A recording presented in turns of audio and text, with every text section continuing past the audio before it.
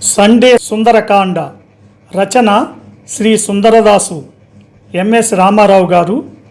ట్రాక్పై గానం గాన కళారత్న శ్రీ వెంపటి సత్యనారాయణ తెనాలి. వ్యాఖ్యానం విశ్లేషణ సహజ కవి డాక్టర్ అయినాల మల్లేశ్వరరావు తెనాలి.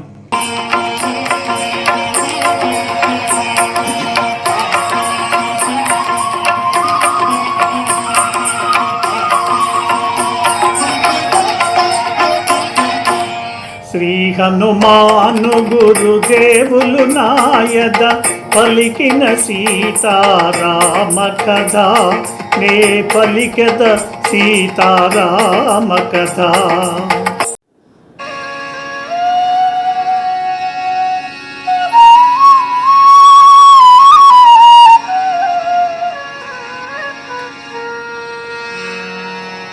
మూడు జాముల రేయి గడువగా నాల్గవ జాము నడచుచుండగా మంగళవాద్య మనోహర ధ్వనులు లంకేశ్వరుని మేలు కొలుపులు క్రతువులో నచ్చు షడంగ వేద విధుల స్వరయుత శబ్ద తరంగ ఘోషలు శోభిల్లు శుంషుపా శాఖలందున మారుతి కూర్చొని ఆలకించెను.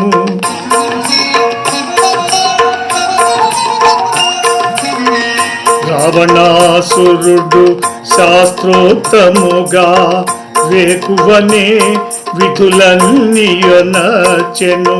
మదోత్కతుడై మదన తాపమున మరి మరి సీతను మదిలో నిల్చెను.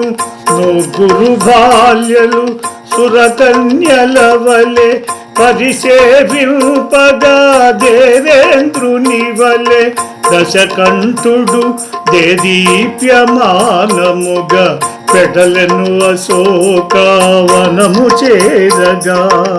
శ్రీ హనుమాను గురుదేవులు నాయద పలికిన సీతారామ కథ, నే పలికెద సీతారామ కథ.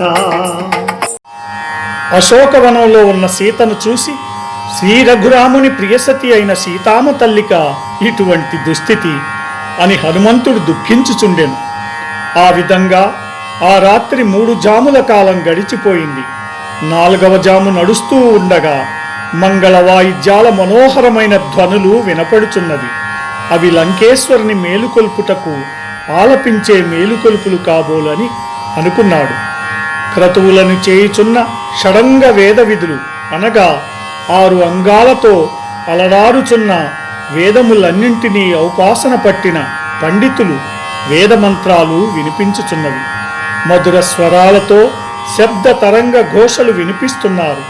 శోభాయమానంగా ఉన్న కలప చెట్టు కొమ్మలందున కూర్చొని మారుతి వీటన్నిటినీ ఆలకిస్తూ ఉన్నాడు.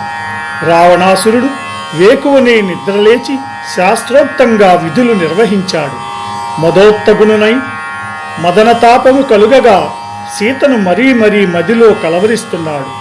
100 భార్యలు చేరి దేవతా కన్యల వలె సేవిస్తూ ఉండగా ఆనందించే దేవేంద్రుని వలె లంకేశ్వరుడు దేదీప్యమానంగా అశోకవనానికి వెళ్ళాడు. ఈ ప్రోగ్రాంపై మీ యొక్క అభిప్రాయాన్ని లైక్ చేసి కామెంట్ రూపంలో తెలియజేయండి.